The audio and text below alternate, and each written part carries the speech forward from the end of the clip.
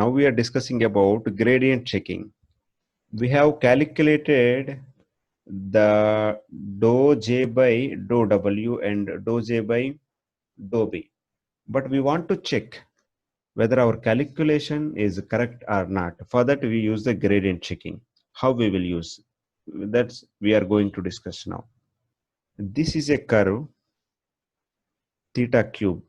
On the x-axis theta, on the y-axis we are taking it as a f. So f of theta is equal to theta cube. By using the calculus, we know the differentiation for this is 3 theta square. But when we want to find the differentiation by using the numerical computation method, we take that point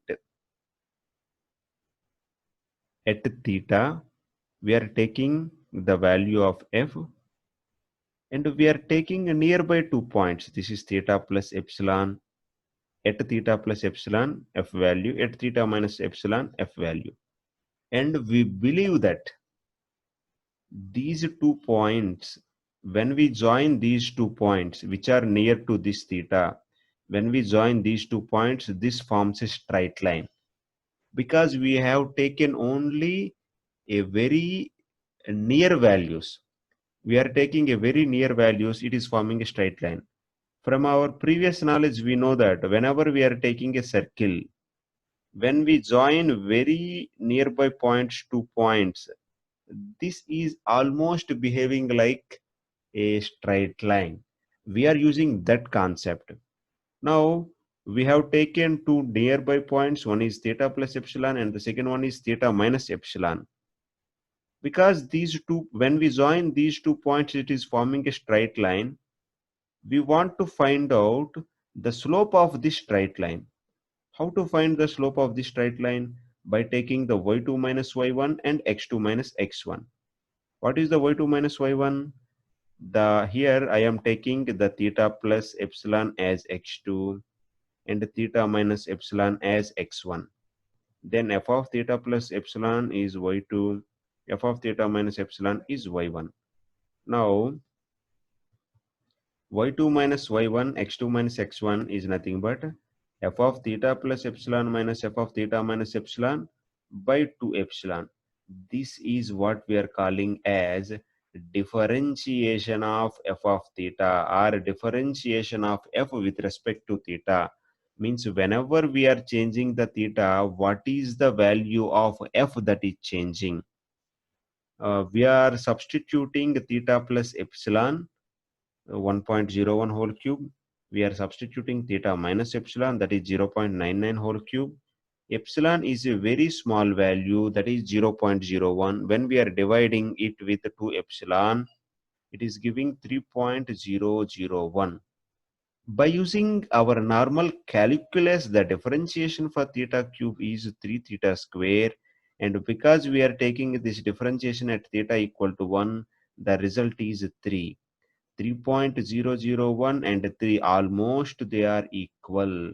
So our numerical computation approach now checked the calculus method. We have differentiated the function f of theta.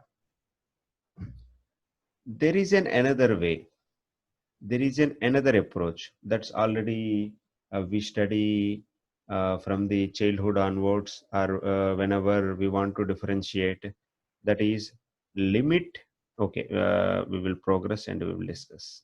This is a limit epsilon tends to 0, means epsilon is very small value.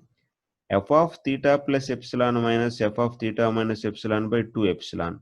This is f differentiation of f of theta. Means whenever we are changing the theta, how the value of f is changing. There is another notation, that is f of theta plus epsilon minus f of theta by epsilon. We can use the right side method or left side method. But when we are using the left side method, the error is in the order of epsilon square. Epsilon square means it is 0.0001. When we use the right side method, the error is in the order of epsilon, means 0.001. 0.01. So when we calculate by using this method, the output is 3.03. So error is 0.03. That's why to minimize the error, we are choosing the left side method. But in neural network, we are having many parameters. We are having many layers, and depending upon the layers, we are having many parameter matrices.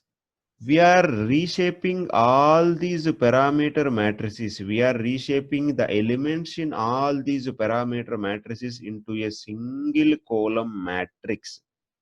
We are calling that as a vector theta. And similarly, we are taking the dw1, db1, dw2, db2, and we are reshaping all those dw's into a single vector or single column matrix, and we are calling that as a d theta. Now, we are calculating the differentiation by using the numerical computation method just now we have discussed. In this method, as we already have the matrix theta and d theta, now we are changing the thetas in the cost function. We are adding epsilon to every value of the theta, theta 1, theta 2. Or in the normal words, you can think for every parameter w1 and w2, we are adding the epsilon. This is the, by adding to every parameter epsilon, we have calculated the cost function, that is j. You can call it as a j1. And by subtracting from every parameter epsilon, we have calculated the cost function. Now we are calling this as a j2. And we are subtracting j1 minus j2. We are dividing it by 2 epsilon. This is giving the differentiation of the cost function with respect to the theta. Now we are checking this with respect to, already we calculated the differentiation. So already calculated differentiation we are calling as d theta, and now the differentiation we are calculated we are calling as a d theta approx. And remember, this is only for one training sample, but for m training samples we will have a matrix, d theta matrix and d theta approx matrix. Now we want to check whether the d theta approx is equal to d theta or not. If it is a single element, we can check, but these two are matrices. How can we check whether the elements in these two matrices are equal or not? How can we check the error? Now there is a concept in which we are using the same L2 normalization. We are subtracting the two matrices d theta approx and d theta. Because these two matrices are having the same size, matrix subtraction is possible. After finding the subtraction, we are using the normalization, means we are adding the squares of each elements in the matrices. Why we are adding the squares? Because sometimes the error may be the negative, sometimes error may be the positive. That's why we are adding the squares of individual elements. After subtracting, we are adding the squares. So after adding the squares, we are taking the square root. This is what we are calling as normalization. After we are taking the square terms, we are using the square root. Similarly, at the denominator side, we are taking the square root of individual elements squares for d theta approx and d theta. If the result is 10 in the range of 10 to the power minus 7, then it's great.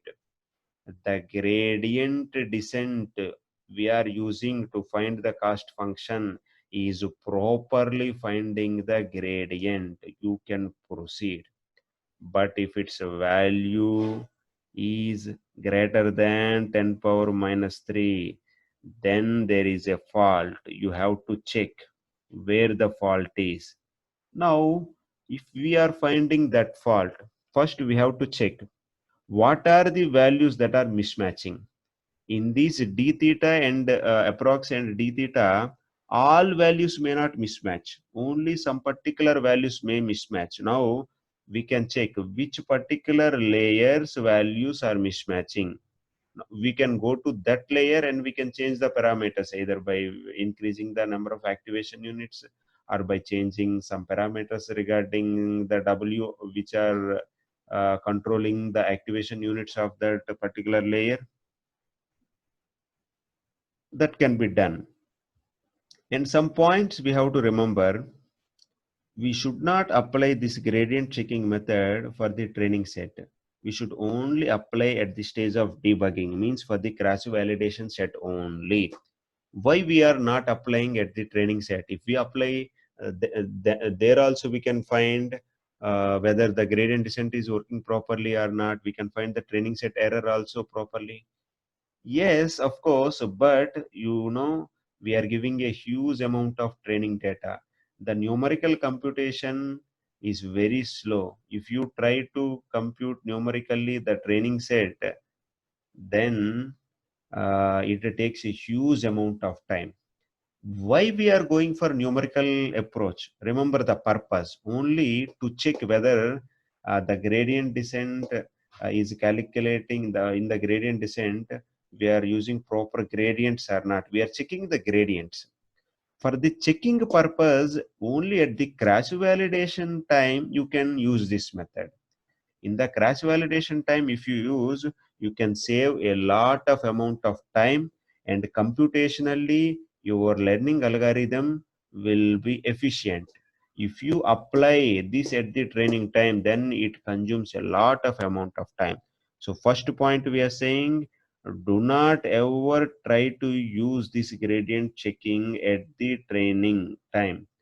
Use only for the cross validation set. And the second point, remember to use the regularization if you are already applying. If you are applying L2 regularization, then use the regularization term even for the numerical computation also. Do not forget it. But if you are using the dropout regularization, don't try to implement the dropout regularization when we are using the numerical computation. It will give the false results or some errors. So if you are using the dropout regularization, immediately make the keep probability as 1.0. This is a very important point you have to remember if you are using dropout regularization. And sometimes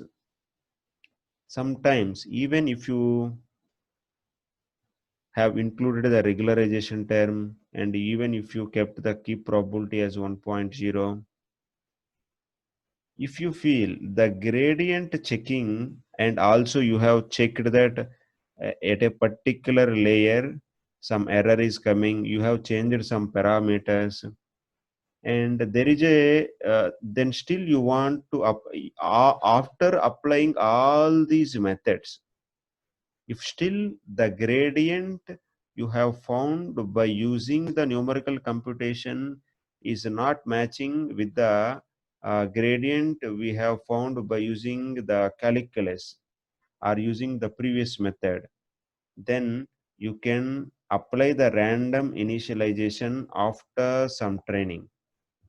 Means after some iterations, you can again initialize the W with the random initialization, then you can proceed. This is the final option. You have to choose this option only if the previous options are not at all worked out. This is how we use the gradient checking for the purpose of only to check whether our gradient descent algorithm is properly finding our parameters or not. For the checking purpose only, this numerical computation is useful. This we are using as a secondary option. We are not using as a straight option, because to find the numerical compute by using differentiation by numerical computation itself takes a huge amount of time. That's why we are only using to check whether already the gradient we have found is proper or not.